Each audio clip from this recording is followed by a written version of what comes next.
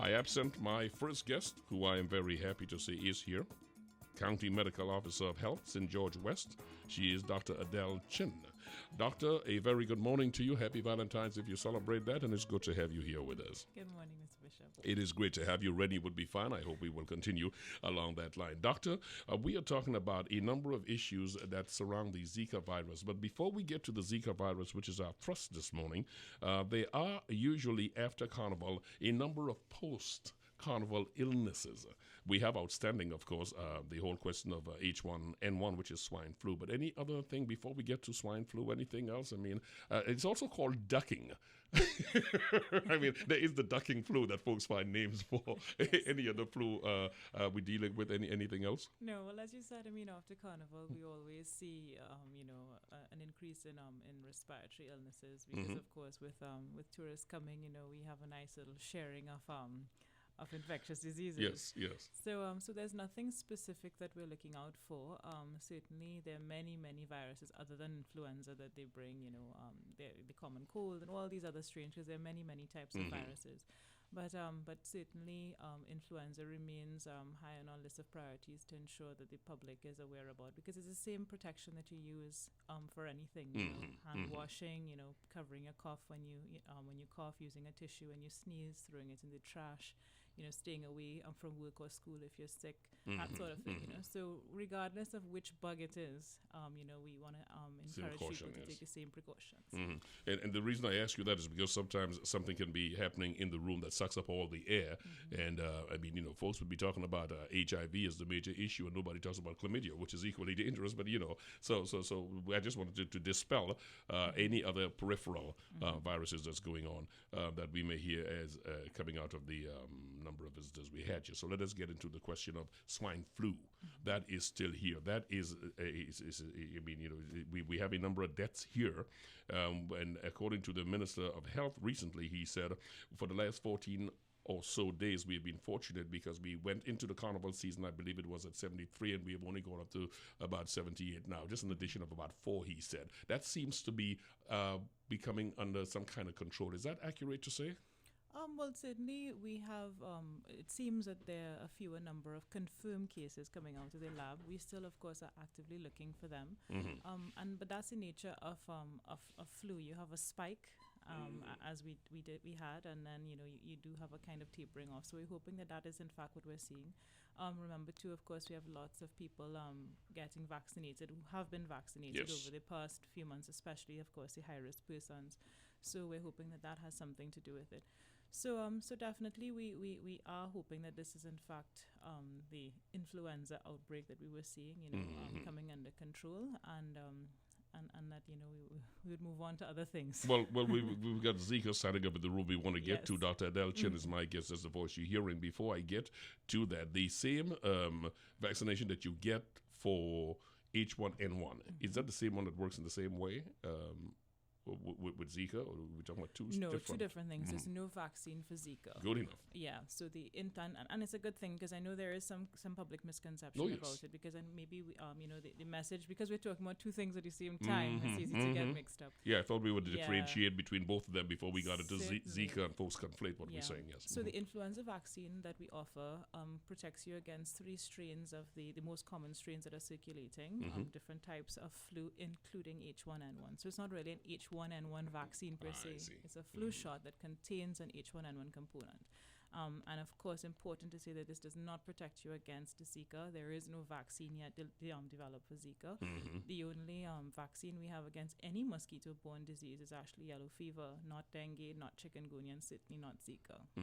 All right, so let's get into the big Z, as it were, and this whole question of Zika. First question is just that we are all very clear this morning on Brunch is a topical infection called Zika. Explain to me what is the Zika virus?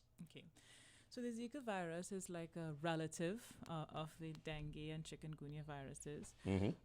First discovered in monkeys, actually, in Uganda in 1947. And the first human case was in about 1952 in Nigeria. And then we didn't really hear much about it because it seemed to have small outbreaks in parts of Africa and Southeast Asia until then. And the first major outbreak that we heard about was in French Polynesia That's right. in 2013. There were a few sporadic ones before that. And of course, when it came to Brazil in 2015, that's when it really, captured a lot of global attention. So the virus itself has been around for many, many years. But it's only now getting the limelight because of where it is and the problems it is causing. Well, there are a couple of questions out of this. One, as you said, it was discovered back in Uganda in 1947 in the Zika Virus, and hence the name Zika. We got that. Here is the question here, Dr. Adele Chin.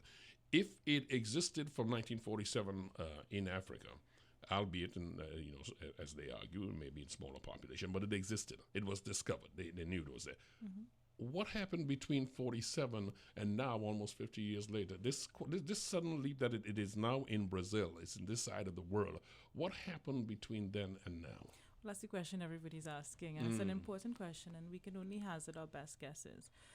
Certainly, there are a few big issues that we look at. One of which is climate change. We know that the world we have been doing great damage to our environment, and with that, the change in environment has made the world a much more hospitable place for breeding of mosquitoes that like more tropical climates. So we think that that's one of the factors.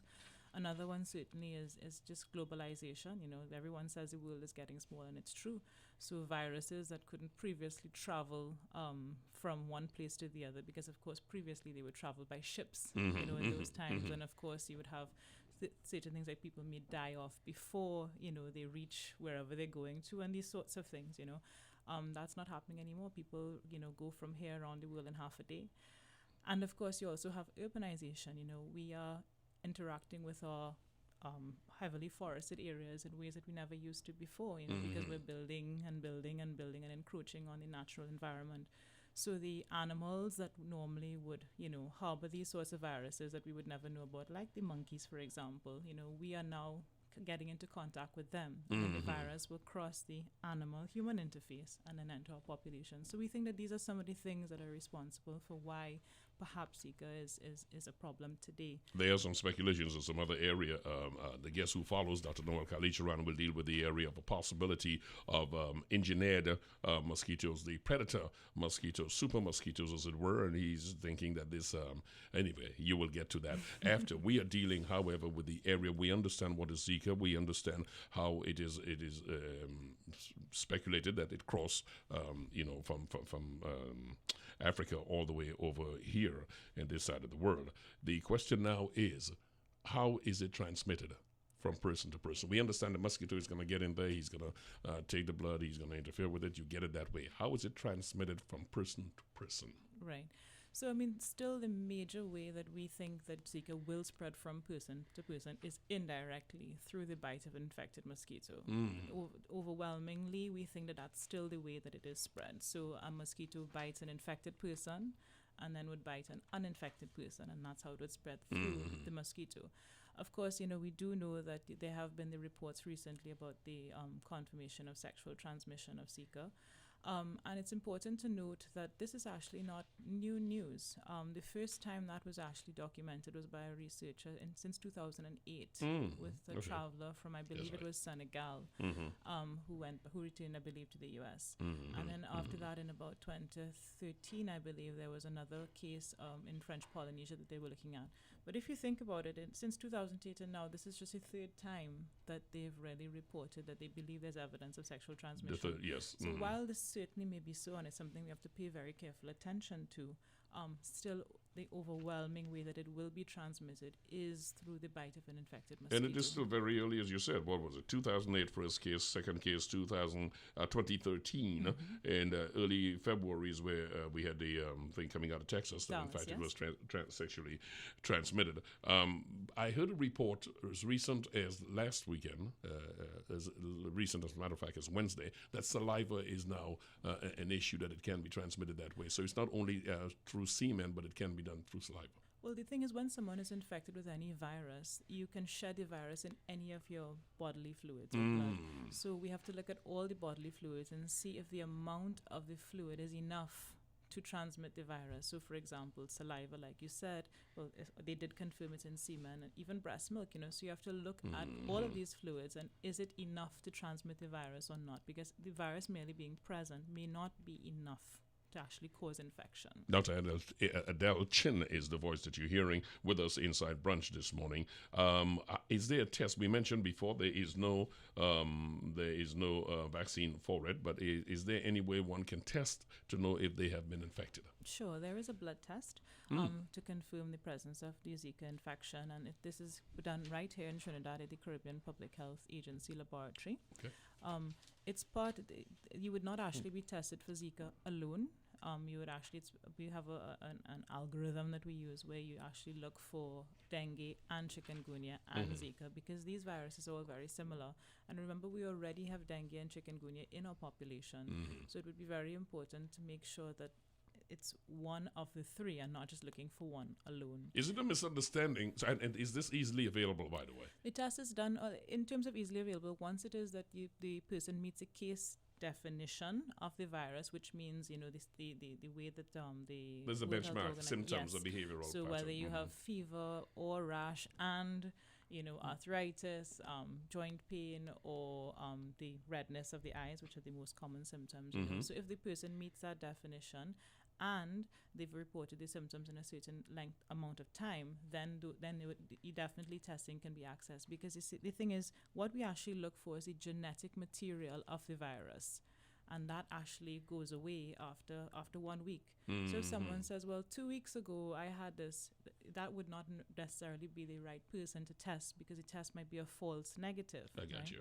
We have other tests, because of course people know about all of these dengue test kits that were widely available before and produce a rapid test.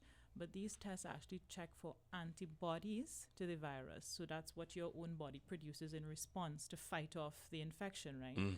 The problem with checking for that is that there's cross-reaction between antibodies if you've had dengue before, if you've had chikungunya before, or even if you've had the yellow fever vaccine before. So that would not be a reliable way to tell if you've had Zika. So right now we're using the test at the Caribbean Public Health Agency, which is a definitive test because it does look for the genetic material of the virus. I got you. Just to clear up any misconception, the general feeling is that Zika is really a low-impact virus, save when you're dealing with a pregnant person. Is that an accurate extrapolation, or is that Well, the thing is, we're learning more and more about the virus as time goes on. So initially, certainly when we first were thinking about Zika, the ministry would have launched its first public health advisory about Zika since June last year, right after the outbreak in Brazil. And at the time, it was thought to be a mild illness, with fever, rash, redness of the eyes or pain behind the eyes, joint pain, muscle pains, headaches, and we thought that it was just the illness would go away on its own after a week and you'd be none the wiser. And we know, of course, that only 1 out of every 5 people who have the virus display symptoms. That's what we've been seeing around the world. So most people have no symptoms even if they're infected. The problem, of course, that we're seeing is, of course, the development in Brazil with the cases of microcephaly, or children being born with small heads and small brains. That's one development.